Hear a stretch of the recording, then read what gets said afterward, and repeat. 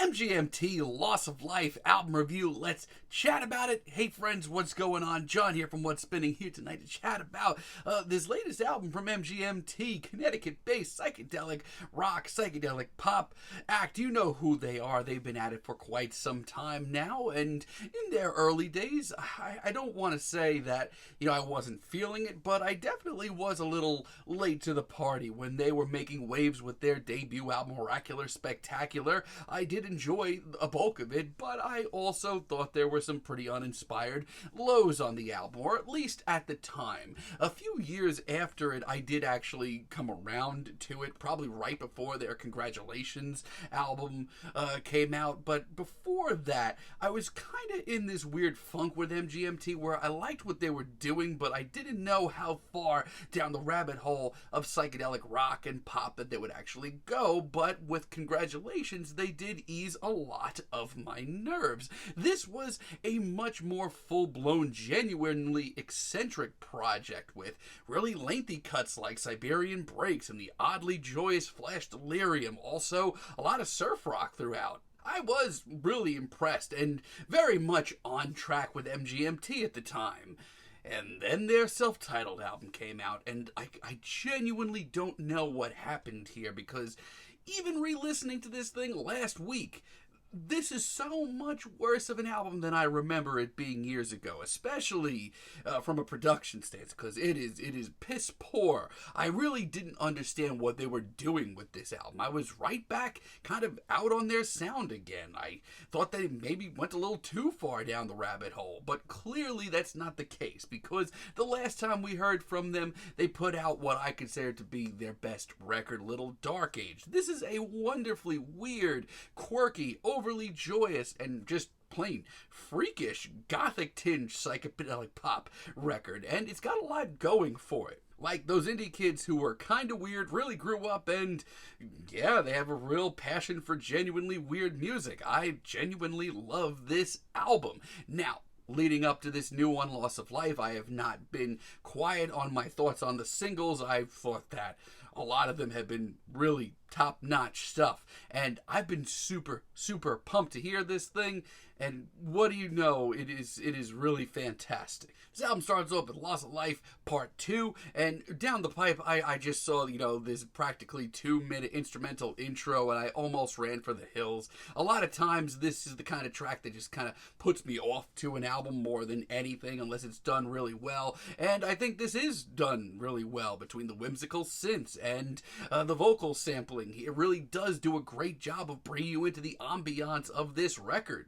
I mean, it's nothing jaw-dropping, but it's a great intro to this sound. Then this album really starts to take off with Mother Nature. Now, while I have adored the singles from this album, I will say this. A lot of them you really need to sit with, especially, due to the drastic departure from the sounds of Little Dark Age. This is a very 70s sounding, stripped-down psychedelic folk ballad, and it's got a lot going for it, honestly, especially when it comes to the heart and the emotion here. Like, they really put their effort into this. The passion, the emotion, it's all here. And while as deeply rooted in classic music as this is a very mature sound for MGMT. This is far from them just throwing everything kind of psychedelic and old school at the wall and seeing what sticks. And every time that chorus rolls around, it is just gigantic. Yeah, this is far from two dudes that are just stuck in the past.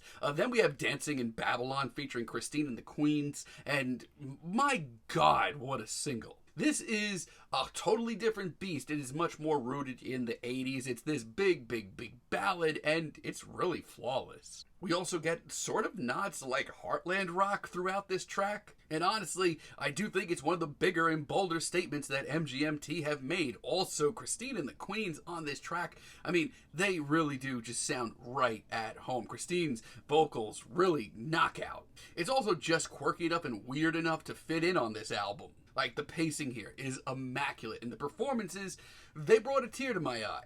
It's a pretty bold statement and one of the best tracks that MGMT has put out in quite some time. Awesome single. People in the Streets also continues down this direction, that sort of more 80s synthy direction, and I don't really have a problem with that because they perform the hell out of these tracks. Also, tracks like this have a surprising amount of organic instrumentation that just kind of ties this up in a nice, neat little bow, especially that acoustic rip. It ends up being really hypnotic by the end of the track. The timeless synths are really nice as well, and once again, we get a very big, powerful vocal performance. And you know, it's one of the longer cuts here, but I think that it works just because of how emotional it gets.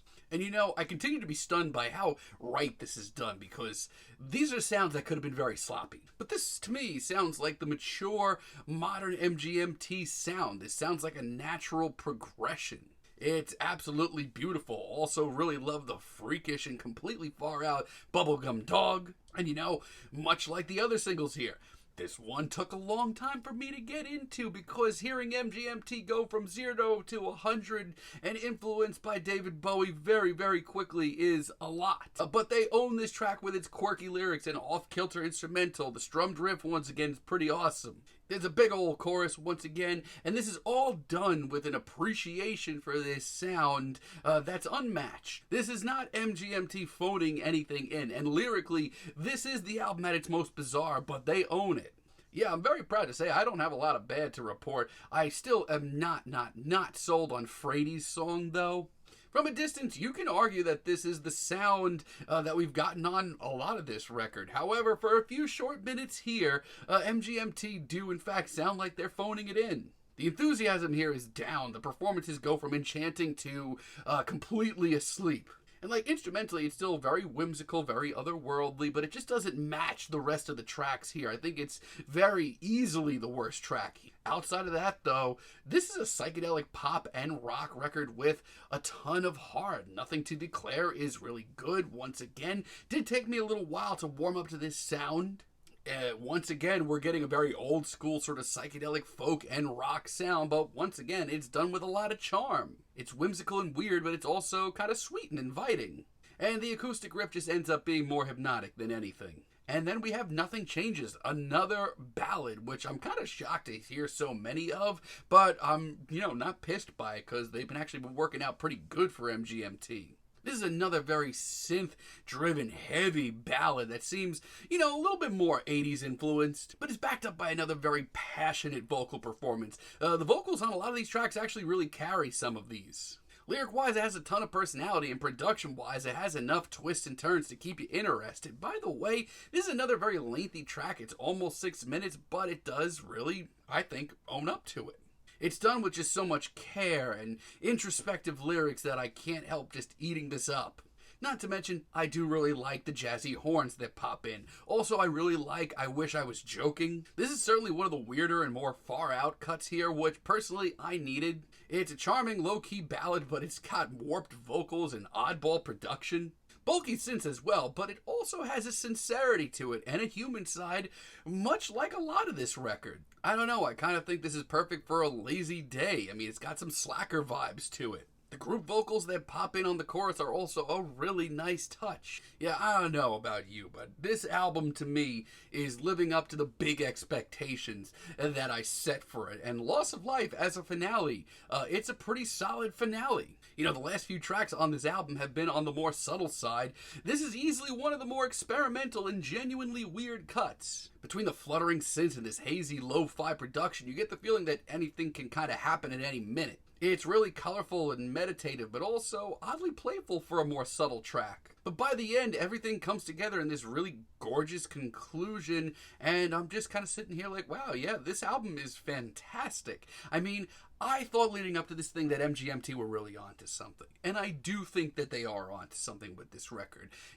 This isn't going to be their weirdest or most far out records. And if you're looking for that, you might want to keep walking. However, if you are looking for a mature sound from the band that is done with a lot of care while keeping a lot of the eccentricities that made them a thing in the first place, give this a shot, because I think that they are really onto something, and this may just be my new favorite MGMT album. And that's not just me saying that, because right now I'm feeling a light 9 on this album. But let me know what you all think down below. If you like the video, be sure to give us a like, give us a subscribe, and let me know down below what you would like for me to chat about in the future. And until next time, have a great day, friends.